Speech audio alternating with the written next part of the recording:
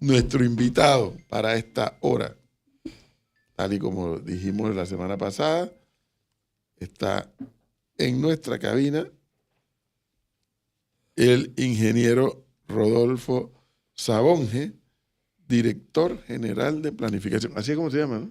Director general de planificación nacional, sí, con rango nacional. ¿No? Ingeniero Sabonge, buenos días, Muy bienvenido. buenos días y muchas gracias por la invitación. Oiga, no es lisonja, porque no tengo por qué hacerlo, pero yo sí tengo muchas expectativas en la presencia del ingeniero Sabonge como director nacional de planificación. Y lo digo porque conocí su gestión en el canal. Y usted es uno de los panameños responsables en alguna medida de la ampliación del canal. Y para todo eso se requirió mucha planificación y obviamente mucho conocimiento de cuál era la situación del canal, cómo está el mercado mundial, cómo se estaba moviendo, cuántos barcos se estaban construyendo, si era viable o no era viable con los numeritos en mano hacer una ampliación. Y yo asumo, ingeniero Sabón, que eso no es diferente para otras facetas.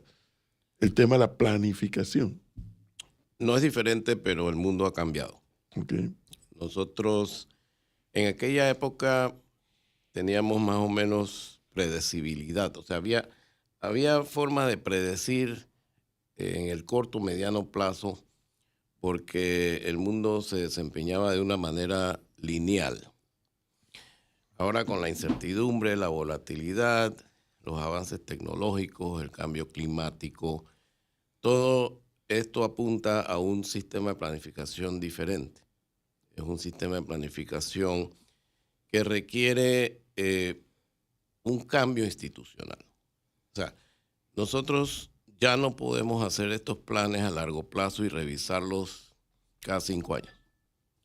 Los planes ahora tienen que hacerse y revisarse cada día hasta cierto punto, porque las cosas cambian y los planes hay que adaptarlos.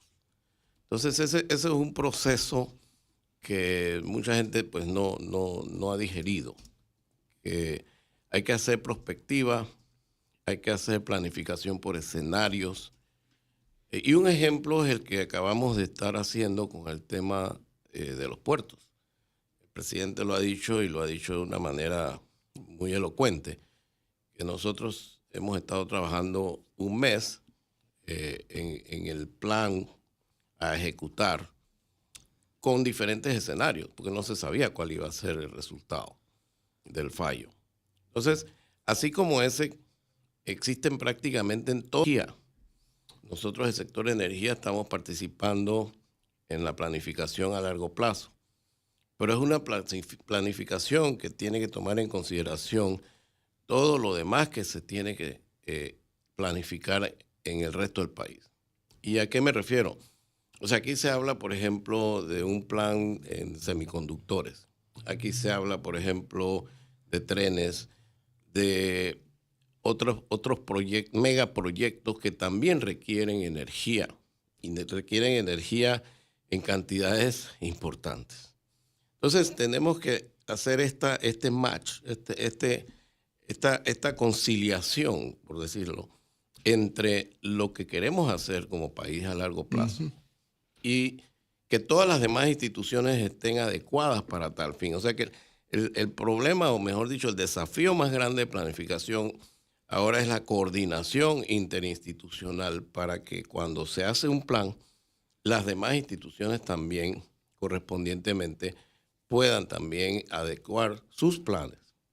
Pero históricamente nuestro país ha evolucionado en silos, en donde los diferentes ministerios hacen sus planes, quizás de manera individual, y eso pues es el momento en donde hay que cambiar ese chip. Nosotros como dirección tenemos un pequeño grupo de expertos, eso sí, que son los que en cada uno de estos temas van a estar aportando en las diferentes instituciones. Y esto lo digo porque lo otro que hay que tomar en consideración, el canal, sencillo era planificar, porque todo se ejecutaba internamente. Acá, planificación a nivel nacional en todos los sectores, requiere de una coordinación, requiere de lograr consenso, requiere de concertación a nivel nacional sobre esos planes. Y eso es quizás lo más difícil, porque es muy fácil cuando uno planifica ejecutar internamente en una institución. A ver, doctor Sabonge, fíjese que la planificación lleva consigo, a su vez, la posibilidad de ver diferentes escenarios y tener varios planes, A, B, C. ¿Qué hacer si no sale el plan A? Y así sucesivamente. Hay un tema que a mí me encanta que estamos viviendo en la realidad y es el debilitamiento del dólar. Eso puede impactar de manera positiva o negativa al país. ¿Qué quiere decir? Bueno, es mucho más económico para el extranjero venir a Panamá ahora y hacer turismo en Panamá. Bueno, ¿cómo nos hemos preparado para eso? Estamos pensando en que si el dólar se debilita, ¿tendremos una campaña de impulso en el sur del continente? Número uno. Si el dólar se debilita, eso ayuda o impulsaría a la exportación de bienes de Panamá y de productos. ¿Qué estamos haciendo para que eso ocurra? La pregunta es, ¿estamos preparados como país, como Estado, a cuando se dan estos escenarios a reaccionar de manera rápida y no tardía? Te has anticipado a unas reuniones que tengo precisamente esta tarde, porque en efecto ese es uno de los temas que estamos tratando. Yo tengo una reunión próximamente con el señor Raúl Guisado, y uno de esos temas que estamos por tratar en esa reunión es ese. Así que la verdad es que hoy no te puedo responder, quizás mañana. Muy bien. Y de eso se trata, finalmente, porque yo escucho, no quiero entrar en temas de Panama Port ni nada que se le parezca, porque no es para eso que quiero hablar con el ingeniero Sabonge, sino en medio de esta discusión y desde antes de esta discusión, con Panama Port o sin Panama Port, siempre escucho que se requiere más puertos. Ahora, la pregunta que yo me hago es, bueno, pero se requiere más, ¿cuánto más? Si es que se requieren de verdad. Algunos dicen que esto se ha saturado y que sobre todo el lado Pacífico. En opinión suya y por la experiencia previa, o sea, ¿hasta dónde podemos estirar este caucho? Mira, el tema de los puertos es un tema sumamente interesante porque todos funcionan dentro de un sistema. Vamos a partir de esa premisa. Aquí los puertos realmente no atienden una demanda individual. Los puertos atienden una demanda que se agrupa en Panamá. Es una demanda de transbordo, lo cual quiere decir que es realmente volátil. ¿Y por qué es volátil? Porque los que transbordan aquí pueden transbordar en otro lado. O sea, hay ventajas que tiene Panamá en cuanto al canal, que ofrece la oportunidad de transbordar antes, durante o después del tránsito, pero otros países tienen carga local. El naviero realmente hace mucho más dinero con carga local que con transbordo. El transbordo es realmente un costo para el naviero. Es un costo porque sencillamente bajar y subir un contenedor, pues es un costo. Ahí no hay ganancia. Ganancia hay cuando añade carga a ese buque. Entonces, desde ese punto de vista, nosotros lo que tenemos es que asegurarnos que nuestros servicios son confiables, eficientes y económicos para el naviero. Y en ese sentido, existe potencial. Ahora, el mundo también ha cambiado en ese tema. ¿Por qué? Anteriormente, los puertos los operaban empresas que daban servicio a todas las navieras. Con la crisis del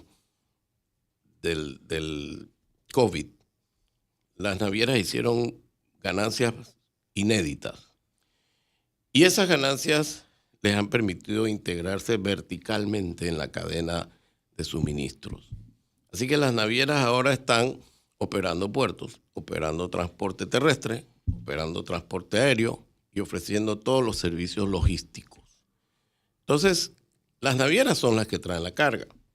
Desde ese punto de vista, a nosotros como país nos interesa que todas las navieras se concentren aquí, porque precisamente ellas son las que traen la carga. De establecer su hub en Panamá, ellas son las que traen la carga. Es como el hub de Copa. El hub de Copa trae los pasajeros a Panamá. Es una decisión estratégica de la naviera para mejorar su eficiencia, pero igualmente a Panamá le conviene que esa carga se concentre aquí. Entonces, desde ese punto de vista, sí hay espacio para mayor cantidad de puertos, porque hay navieras que todavía no están establecidas en Panamá. Dicho eso, la siguiente pregunta es, ¿y tendríamos el capital humano para que esto siga creciendo? Tanto, en los dos ejemplos, tanto el tema de los puertos como el tema del aeropuerto. Nosotros sí tenemos esa capacidad de ofrecer lo que requieren operadores extranjeros. Y aquí quiero hacer una distinción. Porque hay algunas personas, por ejemplo, que hablan sobre que por qué el canal no opera los puertos. Creo que lo he escuchado. Sí, se ha varias veces. mencionado. Y ahí es donde sí hay que diferenciar. Una cosa es el capital humano para operar un puerto y otra cosa es el capital institucional para desarrollar comercialmente un puerto. Son dos cosas totalmente diferentes. Cuando un naviero, como lo estoy explicando, trae la carga y él es el que opera el puerto, lo que él va a requerir, sí, es personal que en Panamá puede capacitarse o si no, ya está capacitado. Pero decir que nosotros operemos el puerto es una diferencia porque la capacidad de comercializar el puerto no la tenemos. Nosotros no somos realmente operadores de puertos a nivel internacional. No ofrecemos un producto global. Cuando dice nosotros se refiere al Estado panameño que asuma eso. Claro. O sea, esa etapa de la vida pasó. La época en que Singapur desarrolló sus puertos y los globalizó. La época en que Dubái desarrolló sus puertos y los globalizó. Esa era la etapa en donde Panamá pudo haber desarrollado sus puertos y globalizarlos. Por decir, Panamá pudo haber hecho también Panama Ports Company y haberlas globalizado en otros países. Pero como ahora los que controlan la carga y los puertos a nivel mundial son las navieras, nosotros tenemos que ver ese escenario porque ese es el escenario que ahora mismo a nosotros nos conviene más. Hay un punto y es hablar, repito, de la planificación en base a imprevistos. El Estado está planificando junto con el Canal de Panamá. ¿Qué pasaría si nuevamente el fenómeno del Niño afecta el tránsito y a su vez eso acarrea, digamos, comentarios políticos, internacionales, económicos en un impacto?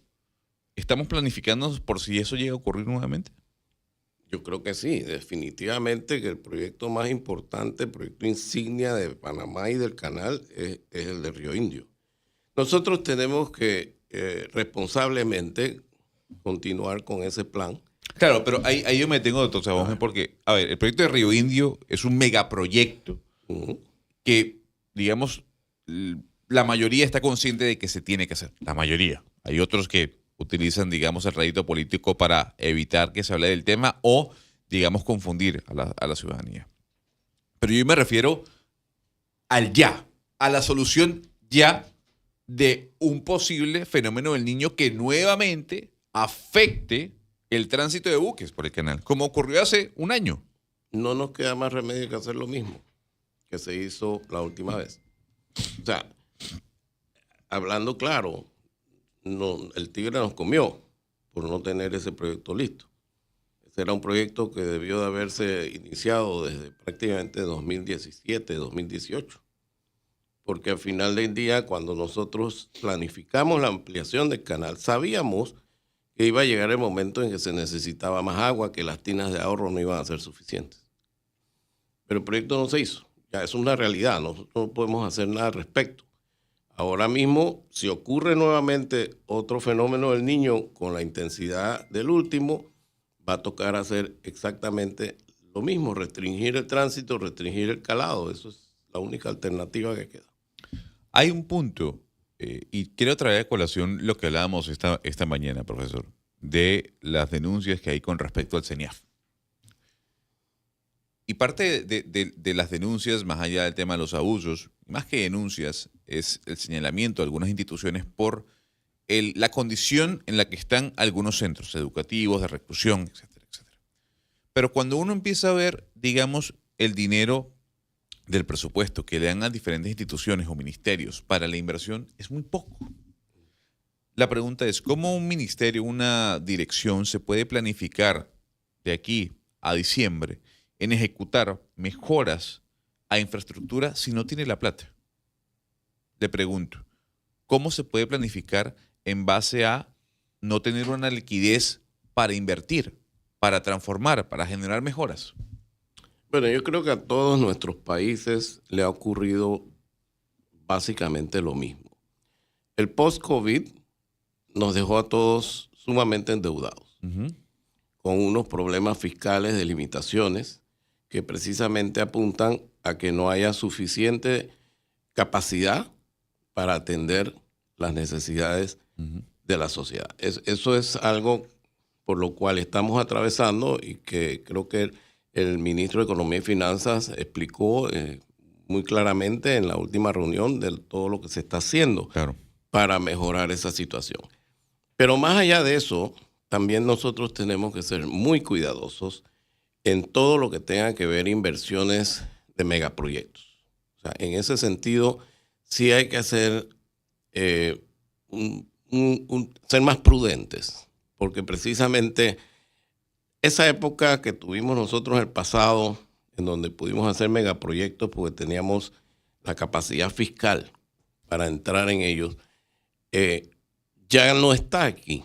Nosotros ahora mismo tenemos que ser sumamente cuidadosos, hacer los estudios de costo-beneficio y de costo de oportunidad en esos megaproyectos para garantizar que no estamos entrando en cosas que van a requerir megasubsidios a lo largo de la vida de esos proyectos. Entonces tenemos que tener mucho cuidado en la planificación de los megaproyectos.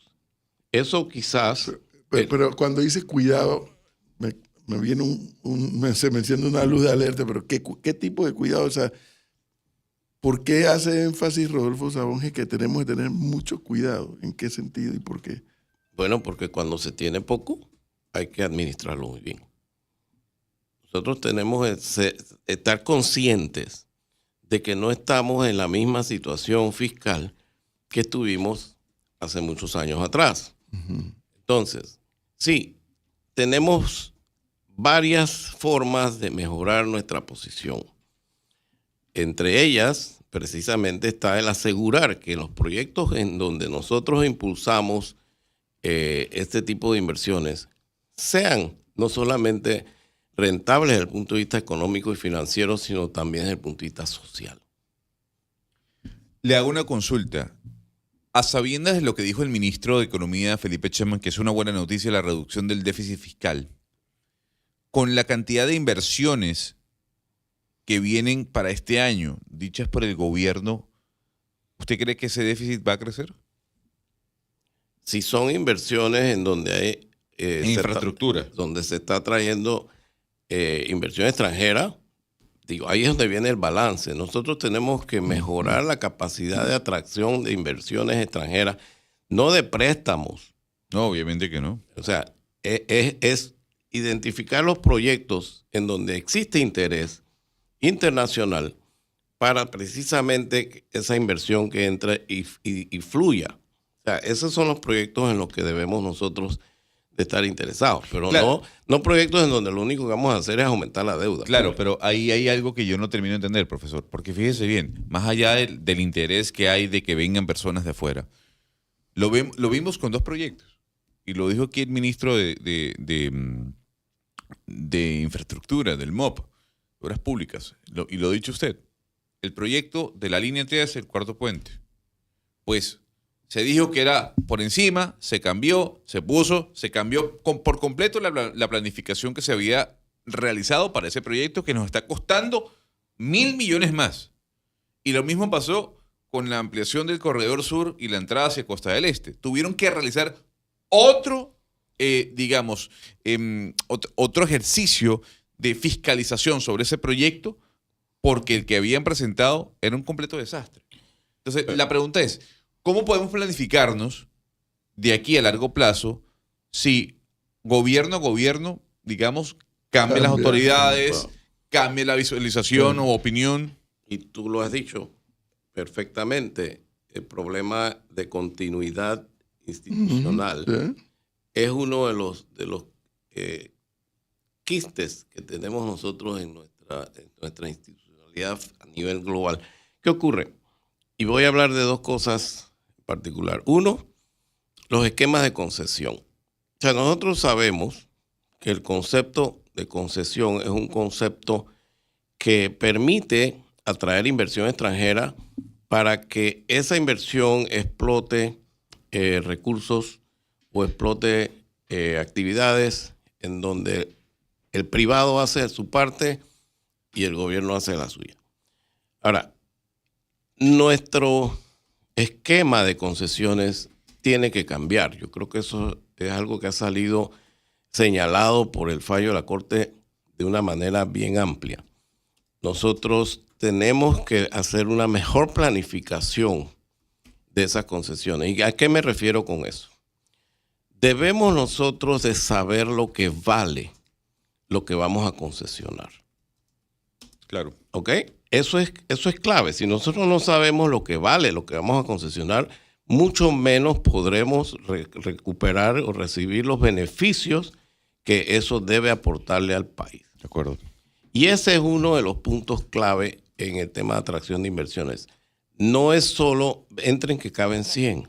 Aquí hay que hacer un due diligence completo, una debida diligencia de todo aquel que quiere venir a invertir. Primero, para asegurarnos que son empresas que en la realidad tienen la capacidad de hacerlo. Porque muchas de las empresas que vienen acá a procesos de precalificación, etcétera, lo hacen y sabemos para de repente recibir una concesión y no ejecutarla. O sea, eso ha pasado con mucha frecuencia. Nosotros tenemos que asegurarnos que esos procesos de concesión deben de procurar desde el punto de vista del Estado, ¿no?, cuantificar el valor y saber qué es lo que debe recibir el Estado por esa concesión. Eso es clave y eso es quizás una de las principales fallas que hemos tenido en el pasado. O sea, cuando hemos dado en algo en concesión que no tenemos nosotros claro lo que vale, pero el que viene sí lo sabe. Entonces, nosotros a veces nos alegramos con lo que nos toca, pero si hubiéramos hecho el análisis completo de lo que vale esa concesión, lo más seguro es que estuviéramos recibiendo lo que nos corresponde. Y ahí sí me llama la atención que el que viene sí sabe a lo que viene. Por supuesto. Y claro, a veces ha sido falencia que ha habido en el Estado panameño en el pasado, varias veces repetido. Vamos, concesionamos, decir, pues, mejor sal de esto, que no es bueno que el Estado maneje esto, pero a lo mejor no con la adecuada visión de, mira, esto va a traer como consecuencia esto, aquello, lo otro, y termina el otro beneficiándose más, que no es malo que se beneficie, cuidado. Miren, cuando nosotros hicimos los estudios de ampliación del canal, el principal estudio fue qué vale lo que vamos a hacer para el usuario, para poder nosotros recuperar lo que está ganando. Nosotros estábamos dándole al usuario una mayor economía de escala, porque podía transitar un buque más grande, reducir sus costos. Nosotros calculamos exactamente lo que le iba a representar al usuario. Y esa fue la forma que identificamos lo que íbamos a poder subir en precio. Porque al final íbamos a compartir el beneficio, claro, que estábamos nosotros brindando. Y eso siempre en cualquiera de las concesiones, ya sea aeropuertos, puertos, minas, lo que fuera. Ese es el tema. Asegurarse que uno ha hecho la evaluación correcta de lo que uno está dando en concesión. ¿Usted ve viable en los tiempos que ha dicho el presidente de la República que el tren Panamá-David se dé? Mira, volviendo a un tema, porque esto es clave. Aquí el problema de nuestra forma de hacer las cosas es que no consideramos lo tradicional. Hay cambio de gobierno. Claro. Cuando se cambia de gobierno, entonces viene lo que acabas de describir en el tema de puente, túnel, todo lo demás. Entonces, la pregunta que yo haría es, ¿el siguiente gobierno tendría la obligación de continuar con ese proyecto? De Bueno, alguna manera. Si no, te sería tirar plata a la basura. Exacto. Pero entonces, ¿cómo se logra que un proyecto multianual de más de 5 años, 10 años, 15 años, porque ese proyecto no se termina en ese periodo, estamos claros? Entonces, y que eso fue una de las cosas que sí se pudo hacer dentro del canal con la ampliación. Ese fue un proyecto multianual que empezó en el 2009 y terminó en el 2016. Entonces, ese mismo concepto es parte del problema que tenemos, cómo hacer que haya temas de Estado que trasciendan el quinquenio de un gobierno.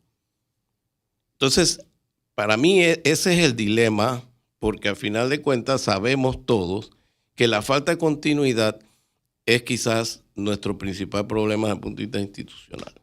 Fíjese que sobre ese tema, que uno lo podría llevar a varias áreas del desarrollo del Estado panameño, hay una que a mí siempre me llama la atención, que por ejemplo, que es el turismo. Y sí, se ha demostrado que el turismo puede generarle muchos dividendos al Estado. Pero, ¿y cómo es posible que Costa Rica, que tiene menos que ofrecer, pero que Costa Rica, que cambia de ejecutivo cada 4 años, no cambia su estrategia en materia de turismo? Pero es que eso aplica, pero Panamá sí. Eso aplica en educación, eso aplica en agua, eso aplica en prácticamente en salud, en todo. O sea, si tú ves, por lo menos a nivel de este gobierno, una de las cosas que ha hecho es tratar de continuar las obras que habían quedado sin terminar. Eso es fundamental, pero no necesariamente va a ser así. O sea, y ahí es donde encaja la pregunta del tren. El riesgo político de ese proyecto, desde ese punto de vista, es alto. ¿Por qué? Porque no se sabe si va a tener la continuidad con los siguientes gobiernos para poder terminarlo. Como es el caso del metro.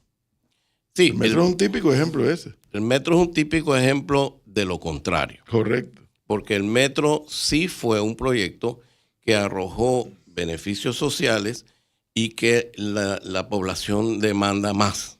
Entonces, políticamente es correcto continuarlo. Claro. Porque el asunto acá es cómo hacemos que haya una cantidad de temas que tengan permanencia. Que las puedas ajustar en el tiempo, creo que lo dijo el ingeniero Sabón al principio. Cada cierto tiempo la revisas, perfecto, pero no es que la paras. No es que das marcha atrás, que es para mí es como una tara que tenemos en Panamá. El problema del agua es un problema típico, que además del tema de gestión, gobernanza, ¿verdad? Que tiene mucho que ver con el tecnicismo y la capacidad profesional de la institución. O sea, definitivamente que es un problema que se ha identificado, se le ha echado millones de dólares a ese problema y el problema sigue sin resolver. Pero igual pasa en energía, hago constar. O sea, nosotros podemos analizar desde el punto de vista histórico lo que hemos hecho en el tema energético y también vemos diferentes gobiernos haciendo diferentes cosas que eventualmente terminan ya sea en un aumento de la tarifa o en algún manejo irregular. Ahora, la dirección de planificación que usted dirige, vale la redundancia, ¿está únicamente basada en el tema de planificación económica? No. Va más allá, ¿no? Sí, sí. Y esto es importante. Interesantemente, la gestión de planificación que hacía el MIPE termina en el año 1998, cuando se funde ¿verdad? Economía y Hacienda y y se hace en el Ministerio de Economía y Finanzas. ¿Y qué ocurre? Usted lee, por ejemplo, hay un libro que escribió el propio doctor Guillermo Chapman, en donde él, es un libro que escribió creo que durante la pandemia, y en ese libro él mismo indica que eso fue un error, que esa instancia de planificación no debió haberse eliminado y que debía de reestructurarse.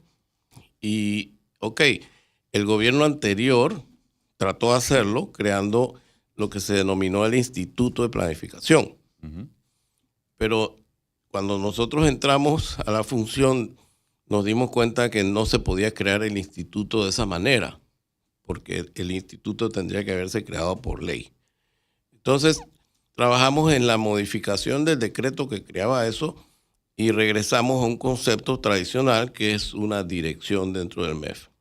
Pero la aspiración de que esa dirección desarrolle planes es más allá de económico. Es más, nuestra tarea fundamental es desarrollar, y valga la redundancia, una estrategia nacional de desarrollo. Claro. Que incluye lo económico, pero incluye también lo social y lo ambiental. ¿Cómo lograr? Voy a meterme un poco en un terreno donde casi nunca, por no decir nunca, he escuchado ni visto al ingeniero Sabonge. ¿Cómo lograr que la denominada clase política del país entienda esto? Pues trabajando con ellos. Porque es un dolor de cabeza.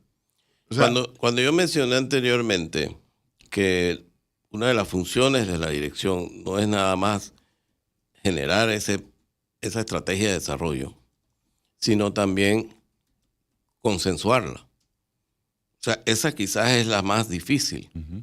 El que en efecto haya un consenso sobre ese común denominador. Nosotros no estamos hablando de ir al detalle. Estamos hablando de las cosas grandes en las que debía de haber un acuerdo nacional. Un acuerdo en cuanto a cuál va a ser la visión de país, que debe ser quizás el nivel más alto. Y dentro de esa visión, cuáles son los ejes claves y estratégicos para lograrla. O sea, y regreso a lo mismo.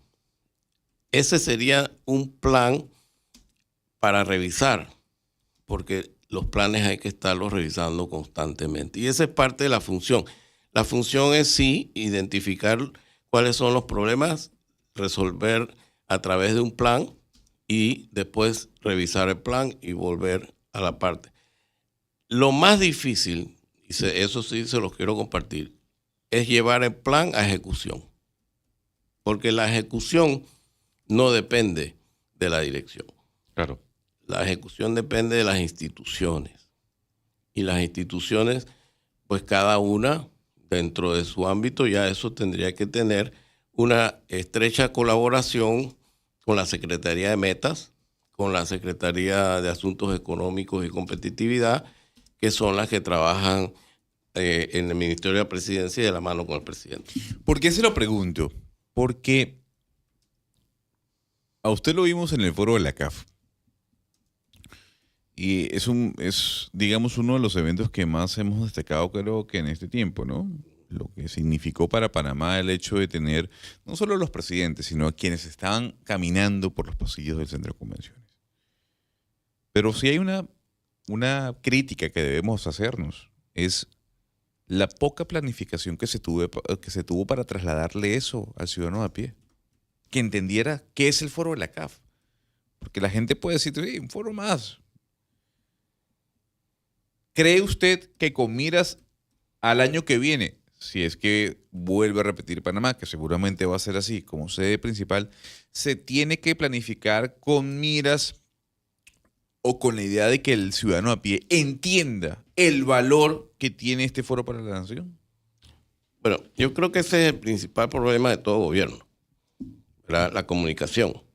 La comunicación entre lo que se está viendo a ese nivel, tanto desde el punto de vista económico, geopolítico, ¿verdad? Porque ese fue un foro que yo diría que tenía más geopolítico que económico. Por supuesto. Eso en mi opinión es igual. Estoy convencido de eso también. Entonces, esos son temas que no son fáciles de comunicar porque no tienen una relación o no guardan una relación directa con el pueblo en general.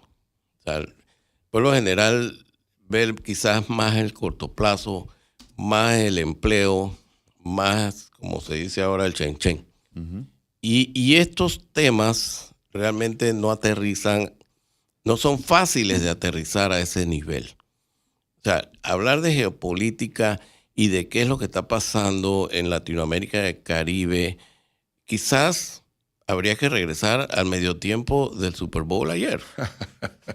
¿Verdad? Porque cuando uno ve ese medio tiempo, ahí había prácticamente muchos mensajes que no necesariamente tenían que ver con la geopolítica como la entendemos, pero que estaban plasmados. Claro, pero a ver, digamos el hecho de no me hable de geopolítica, no me hable de Davos, perfecto, vamos a evitar eso.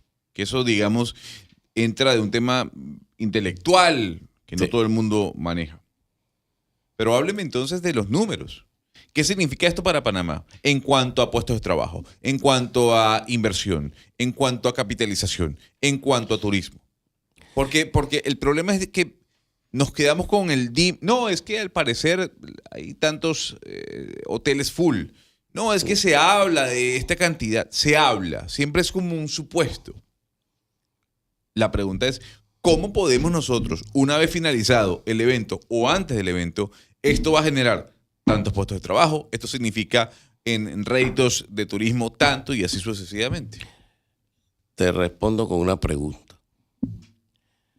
Si yo caracterizo ese foro de alguna manera, es como el preámbulo al aniversario del Congreso Anfictiónico, en donde Panamá, poco a poco, va ganando nuevamente una beligerancia desde el punto de vista del liderazgo de un lugar en donde toda América Latina y el Caribe venga a tratar sus temas. O sea, para mí eso es difícil de traducir en ese tipo de números, pero es prácticamente posicionar al país, ¿verdad?, en un nivel geopolítico que desde hace 200 años pues no tenía. Claro. Y yo digo 200 años porque me refiero pues al Congreso, precisamente que en donde Bolívar decía que Panamá era realmente la capital de América Latina y del Caribe.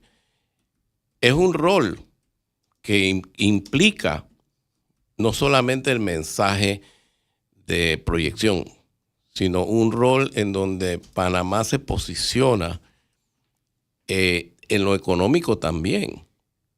O sea, pues los mensajes eran bastante claros. A mí me llamó mucho la atención los premios Nobel que vinieron y los mensajes que dejaron para América Latina. No estamos hablando solo para Panamá. Claro. O sea, cuando les preguntaron por qué América Latina no destaca con todos los recursos que tiene y con toda la capacidad productiva que tiene, y ellos se refirieron de una manera bien cruda a problemas institucionales de nuestros países, y varios dijeron el problema es la corrupción.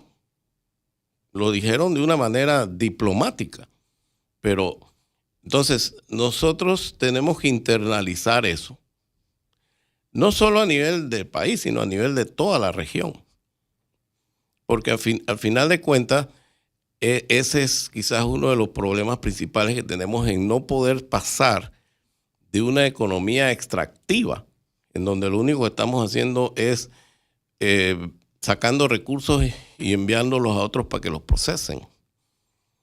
Cuando me preguntabas qué se puede hacer aquí en Panamá, por ejemplo, desde el punto de vista de puertos, para mí los puertos, cuando son de transbordo, son un medio, no son un fin. Nosotros tenemos que ver cómo logramos transicionar de ser un centro de transbordo a un centro de valor agregado con procesamiento y producto. Pero ingeniero Sabonge, viene el tema para mí tan puntual. ¿Hasta dónde los panameños, primero, tema de la CAF, ustedes lo acaban de decir y yo lo comparto, era más geopolítica que economía y finanzas. Listo, perfecto. Yo tuve la misma apreciación.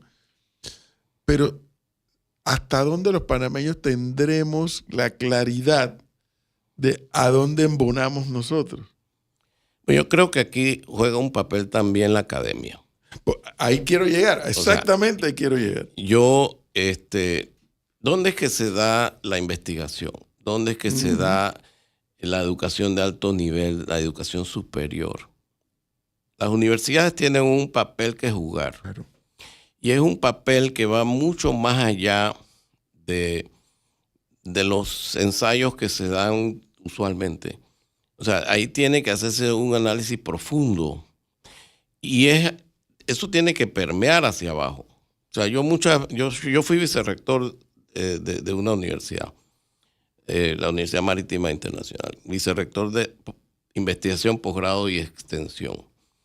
Y a mí me tocaba ver la diferencia que podía existir entre las necesidades de la sociedad desde el punto de vista de investigación y que evidentemente se reflejaban en los programas educativos, en la parte académica y sucesivamente en todos los pensums de todas las carreras.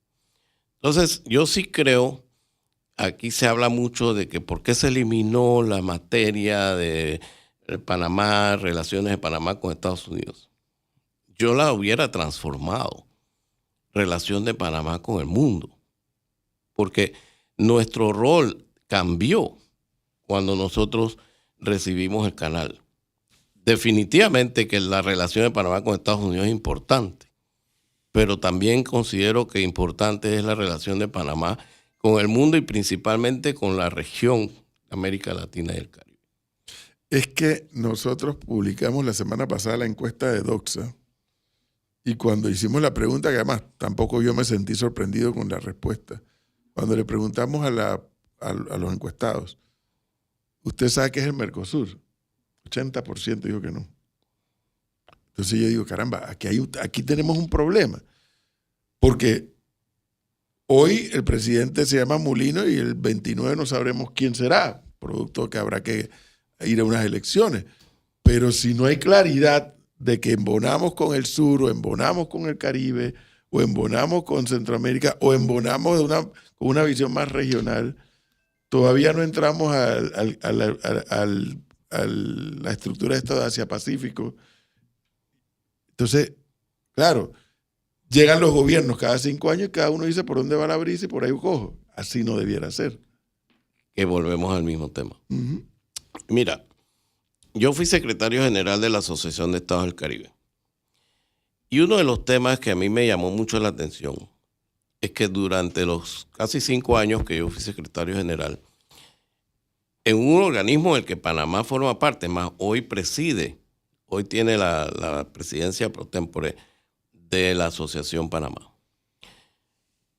Desde esa secretaría, nosotros teníamos la oportunidad de participar porque hay temas importantes para Panamá. Yo tenía reuniones en donde Panamá a veces ni participaba. O sea, nosotros como secretaría, pues evidentemente no podíamos estar a favor de ningún país.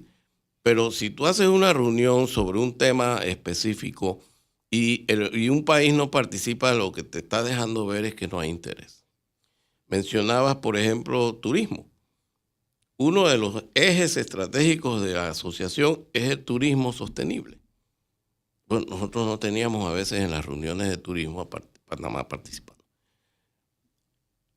Interesantemente, en el tema de comercio, en el tema económico, yo destacaba la importancia que estaba teniendo Guyana, ¿verdad?, en el crecimiento de la región y lo que estaba necesitando Guyana.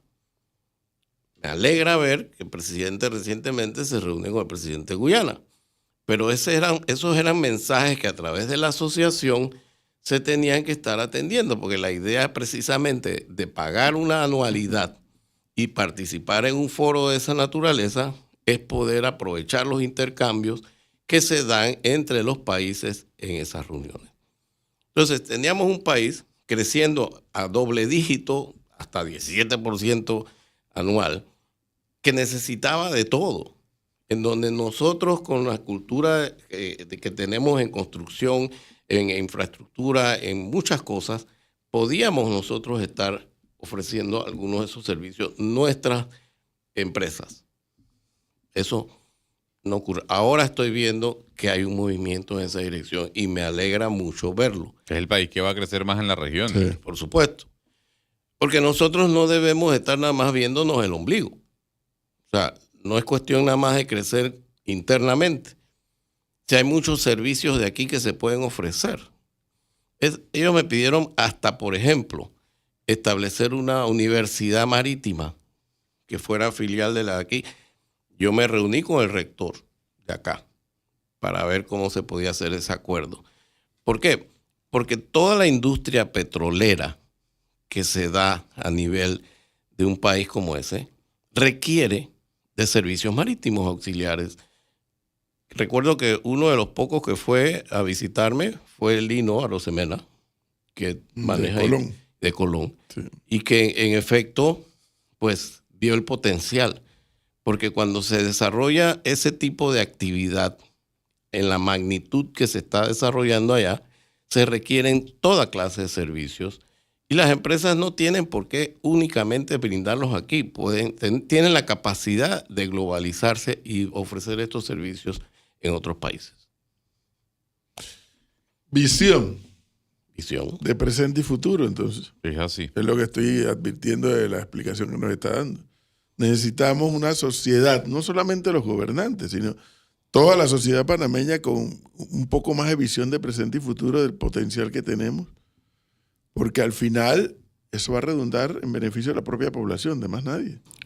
Por supuesto, y mira, cuando nosotros hicimos el proyecto de ampliación del canal, de las cosas que yo más me gusta reflexionar que se hizo bien, fue incluir en ese proyecto a las universidades y ofrecerle a los estudiantes la oportunidad de ver y participar en una mega obra de ese tamaño. Porque el ser humano aprende a través de la experiencia mucho más que a través de la teoría. Entonces, esas son cosas que al final de cuentas sí permiten que ese estudiante que estuvo ahí vivo y a todo color, participando de una obra de esa magnitud, créame que ese estudiante se llevó esa impresión y ese aprendizaje para toda su vida. Es lo que nosotros debemos de hacer. Nosotros no hemos calculado el valor que tiene nuestra cultura comercial. Y fíjense a lo que me estoy refiriendo. Panamá es un país que tiene una cultura comercial que no tiene ningún otro en la región. ¿Y cómo se explota una cultura comercial? Precisamente, y yo lo vi ahora en el Caribe. El Caribe me llamó mucho la atención que la mayoría de estos países tienen una comunidad de la India, que vino desde la época de la colonia. Esa cultura comercial que ellos manejaban, porque ellos eran los que manejaban el tema económico, es la que permite que todos estos países tengan un desarrollo económico y comercial, porque la tienen heredada prácticamente. Nosotros la tenemos aquí toda junta. Cuando yo veía, por ejemplo, yo hice una consultoría una vez al Centro de Competitividad de CNC y les pedí que hicieran un estudio de la zona libre de Colón. Las ventajas, desventajas, cuáles son las cosas que realmente tenemos nosotros aquí que no tiene más nadie. Pues esas son las ventajas competitivas. Y entre las que salió fue la cultura comercial que existe entre los empresarios. Más allá de si es de una etnia o de otra. Esa cultura prevalece ahí. Entonces, uno dice, bueno, pero somos quizás la zona libre más antigua, quizás del mundo. Y ahora todo el mundo tiene zona libre. Y la nuestra realmente no ha evolucionado de donde estaba. ¿Qué es lo que hace falta para que podamos nosotros salir de ese cascarón que se creó hace 75 años? No me acuerdo ni cuándo. Pero ese modelo de negocio ha evolucionado a nivel internacional y nosotros también tenemos que adecuarlo para poder nosotros competir nuevamente. Y la mayoría es tecnología. En la realidad, innovación y tecnología es una de las áreas en donde nosotros tenemos todavía mucho que crecer, mucho potencial, porque realmente lo que vemos nosotros ahora mismo es que ya no vale nada más recursos. Tener recursos, tener la ventaja de posición geográfica, eso solamente vale si tenemos otras cosas más. Y ahí es donde está la innovación y la tecnología que tenemos que desarrollar. Pero hay algo que a mí me llama la atención, más allá de la tecnología, obviamente, es la disposición que nosotros como país queremos en cuanto a una transformación. Hablábamos de la ampliación del canal. Cuando la ampliación del canal se inauguró, que fue el año 2016, ¿no? Julio, sí. Julio de 2016. Panamá no hizo absolutamente nada del 2016, 2026. Nada. Barranquilla, Perú, Dominicana, y ahí vamos, ¿no? Y Panamá, perdón, no hizo nada. Entonces, sí, es importante la tecnología, el desarrollo, pero ¿y el Estado y el país qué? Si ni siquiera con lo que tenemos tuvimos la capacidad de generar un plan a largo plazo y a mediano plazo. Y otros países se aprovecharon de nosotros. Bueno, y quizás este es el tema más importante de toda esta sesión. En la medida en que nosotros no tuviéramos en ese entonces una estrategia marítima nacional, en donde pudiéramos ver lo que le tocaba al canal, pero también lo que le tocaba al país, empresa privada, instituciones, etcétera, desarrollar, nos quedamos nada más con lo que hizo el canal. O sea, el canal es un motor de desarrollo, es un catalizador, pero no necesariamente es el que tiene que hacerlo todo.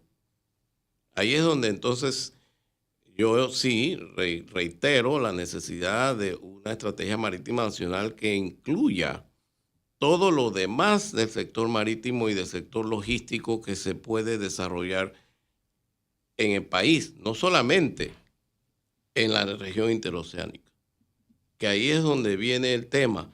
Si nosotros no tenemos esa estrategia que por constitución le dice al canal que debe formar parte de ella, ¿ok? Y que en efecto formar parte de ella no quiere decir que va a ser nada más todo el canal, sí, sino que va a formar parte del resto. Pues evidentemente todo el mundo dijo, bueno, llegó la ampliación, genera más valor, más plata y nos está dando más aportes al Estado. Es que eso no era. Y eso lo hicimos, nosotros hicimos un estudio, no sé si alguno lo recordará, era el estudio de impacto económico de la ampliación. Y el estudio de impacto económico incluía la construcción y todo lo demás que podía decantar de la ampliación en el desarrollo de actividades marítimas auxiliares, de actividades industriales, etcétera, etcétera. Nosotros en el 2012 hicimos un estudio con el BID desde el canal que también hablaba del resto del desarrollo. Y ahí es donde surgen estos temas de otras actividades económicas. Pero esas otras actividades económicas no necesariamente tienen que ser exclusivas del canal. Y ahí es donde nos perdemos, ¿verdad? Porque precisamente aquí hay otras instituciones que tienen que ver con esto. La autoridad marítima tiene que ver también, si vamos a ver el punto de vista logístico, los Panamá Pacífico, la zona libre de Colón, todos los estamentos que tienen que ver con logística y desarrollo marítimo debían de haber formado parte de una nueva versión de la estrategia marítima. Y ahí quedó. Bueno. Había una secretaría del sector logístico. No, eso no es.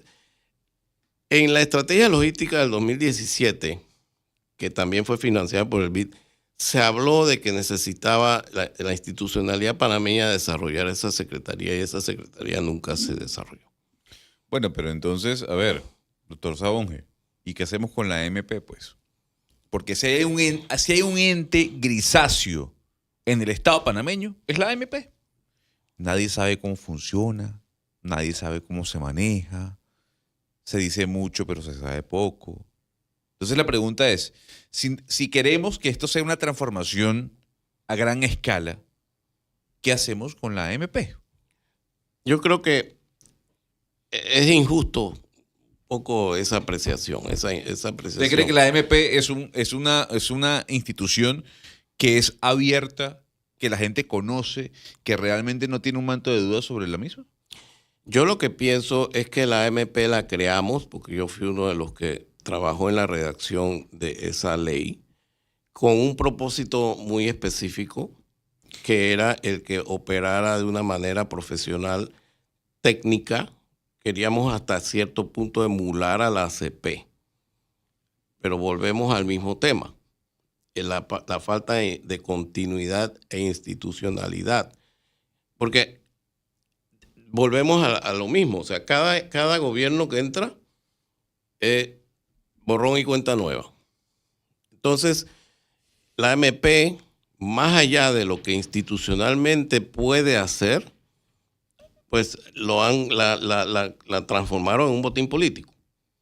Si no debemos de caracterizar, ¿verdad?, una entidad por lo que las personas hicieron con ella, porque la entidad tiene la capacidad técnica para hacerlo desde el punto de vista de cómo se creó. O sea, la MP es una organización que se crea para, más allá de administrar puertos, porque en la realidad no hay muchos puertos, hicieran concesiones que administrar.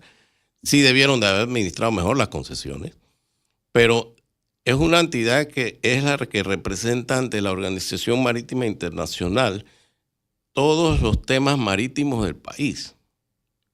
Y ojo, o sea, eso tiene implicaciones de muy alto nivel. Y eso implica también no solamente la marina mercante, implica también toda la gente de mar. O sea, nosotros somos, a pesar de lo que se quiera, una potencia marítima.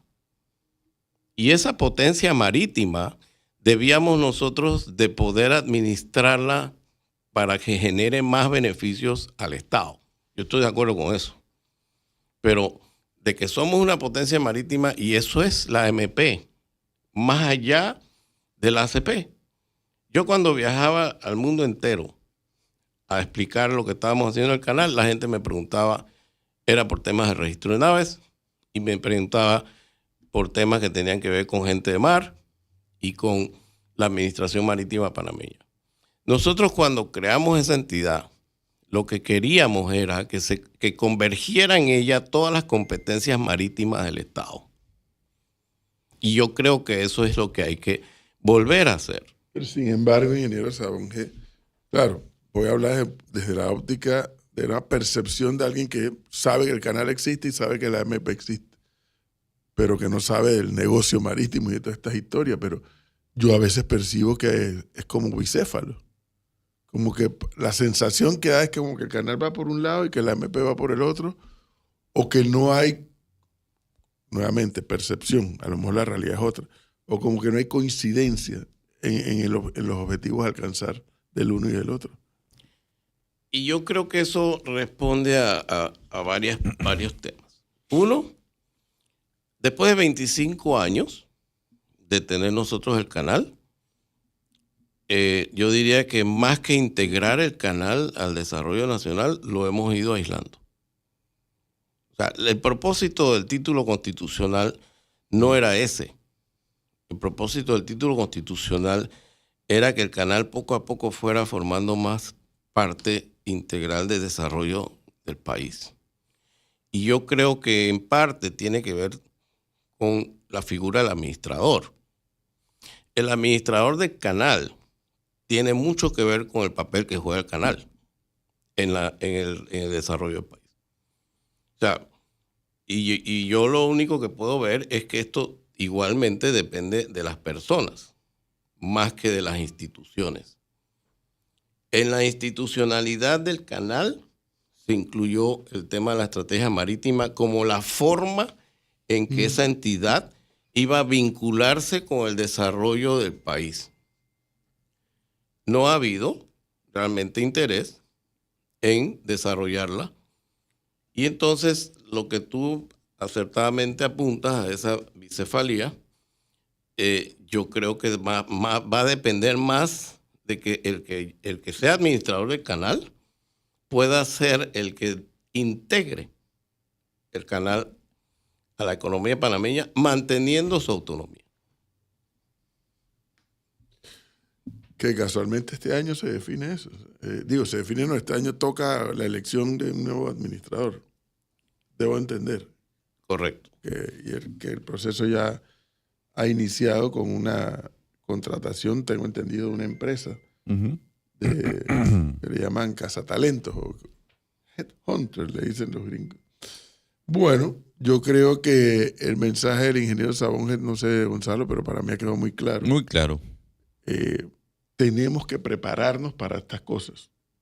O sea, tenemos que adoptar la palabra planificación en nuestro ADN para no estar improvisando. A veces las improvisaciones salen, pero a veces, la mayoría de veces no salen. Porque te encuentras después de que no, pero es que así no era de esta otra manera. Pero cuando lo haces con una planificación adecuada, las probabilidades o el riesgo de equivocarte desaparecen o disminuyen notablemente. Disminuye notablemente, exactamente. Y yo creo que de eso se trata. Y veo que viene muy de la mano, por lo que nos dice el ingeniero Sabonge, muy de la mano con el concepto de la institucionalidad en el Estado. Correcto. Es más, para cerrar, yo diría que estamos en el momento propicio, porque el mundo cambió. El mundo no va a ser lo que fue, por múltiples razones, para bien o para mal. Nosotros jugamos un papel especialísimo en la geopolítica y en las cadenas de suministro, por supuesto, en la regionalización del comercio. Entonces tenemos ahora que aprovechar ese momento. Yo creo que en ese sentido el presidente de la República está bien claro en el papel que está jugando. Yo veo que mucha gente critica la participación de él en estos foros internacionales, pero es que esto trasciende. Esto va mucho más allá. Bueno, evidencia y fue el foro de la CAF. O sea, traer a la gente que vino, pues no es cualquier cosa, ¿no? No. Y no solamente el próximo va a jugar también un papel. Por supuesto. El establecimiento de CAF en Panamá, así como el de muchas otras entidades intergubernamentales, va a ser clave. El que desde aquí se maneje la geopolítica de la región, eso es un salto cualitativo que tiene importantes resultados desde el punto de vista económico. Claro. Que en efecto hay que traducírselo al pueblo. Estoy claro. La comunicación es fundamental y bajarla al nivel en que pueda ser comprendida. Es que fíjese, hasta ahora, el foro de la CAF fue, ¿cuándo? Hace 2 semanas, ¿no? 2 semanas. No ha habido ni siquiera un resumen de lo que dejó el foro. No, hasta ahora no había una rueda de prensa oficial que muestre, bueno, cuántas habitaciones se ocuparon, cuántas personas vinieron. Me refiero a eso, ¿no? A propósito de... Pues yo sí creo que ha habido algo a nivel de gremios. Pues, pero sí, masificar, no me gusta la palabra, exacto. Pero popularizar, democratizar la información. Exacto. Para que la gente reciba y se compenetre con el tema. A propósito de planificación y el foro de la CAF, el segundo día, creo que fue el primer día, nosotros estábamos transmitiendo, ya habían pasado varias horas y planificación. La cocina no se preparó para la cantidad de gente que había. La cocina de ahí del centro de convenciones, que es una cocina enorme, e industrial, no se les vino mucha más gente de lo que ellos pudieron haber esperado. Planificación. Pero entonces nosotros, de expertos, bueno, vámonos a comer. Yo voy a decir hasta el nombre porque además son amigos y yo le escribí lo que había pasado. Bueno, vámonos a comer a Friday. Pues ahí nos vamos caminando del centro de convenciones a Friday. Tampoco estaba preparado para la cantidad de gente que llegó. Sí, la fórmula. Nosotros nos íbamos 15 minutos antes. Antes, sí. Y en efecto sí había disponibilidad y después veíamos la ola de gente llegar. Impresionante. Y bueno, yo, porque le tengo mucho aprecio a la familia Quijano, le escribí a Guillermo, oye, Guillermo, parece que algo falló aquí porque estuve ahí más de una hora para esperar que trajera la comida y la atención, era mucha gente. Y me dice, no, es que también hubo otro evento. De las Sonians. Y le dieron día libre, pero el gerente no calculó que venía esto de la CAF y no calculó que mucha gente iba a salir del centro de convenciones para el restaurante. Planificación. Había una reunión de la comunidad Sonian. También. También. Sí. En esos días. El fin de semana antes, sí. Y también estaba un evento ferial allí en el centro de convenciones, que también llevó mucha gente. Entonces se da uno cuenta, para uno, yo por lo menos, que además de ser pésimo turista, no conozco de turismo, que hasta en esos detalles tienes que prepararte si vas a hacer un centro de convenciones, si vas a hacer un puerto de crucero, si vas a traer a eventos como la CAF y otros más, ¿cuántos hoteles hay alrededor? Claro. Es más, personas que yo conozco que vinieron al foro estaban hospedados en el Sheraton. Imagínense. Y para ir al centro de convenciones había que salir casi que 2 horas antes con el tráfico. Y si estaba en el Sheraton es que probablemente los hoteles del casco antiguo ya estaban llenos. Sí, no, ahí no había cupo en nada. Pero esos son buenos problemas. Sí, es un buen problema, pero que nuevamente, si planificas bien, el asunto sale todavía mejor. Yo vi que incluso habían unos autobuses que tienen unos letreros, También. Sheraton o no sé qué, para los hoteles. Ya, te voy a poner un ejemplo. Una vez que hicimos nosotros una reunión de la Asociación de Estados del Caribe en Nueva York, no había hoteles, porque era la Semana de las Naciones Unidas. Y yo recordé que una vez que fuimos a Posidonia, usaron los cruceros.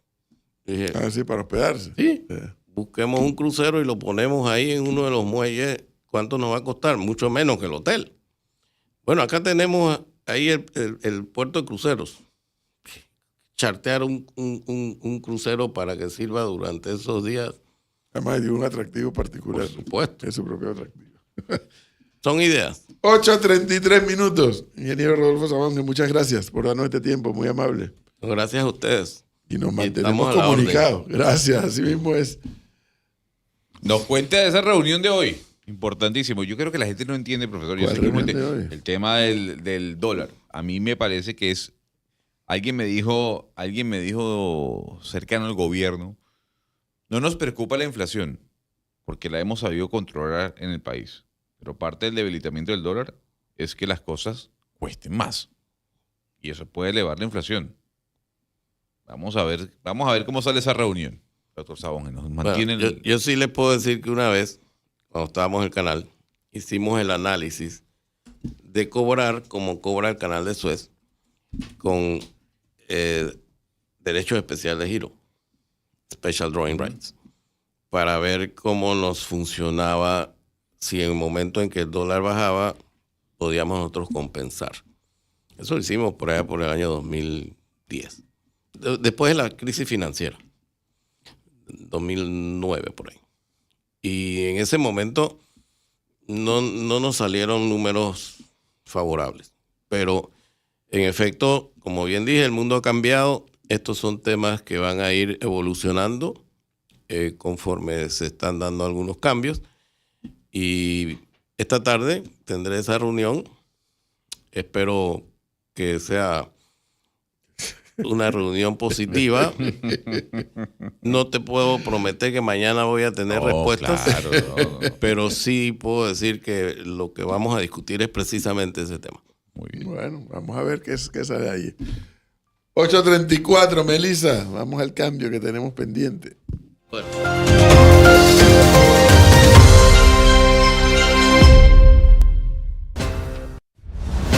No cambies el dial, porque Edwin Cabrera y su equipo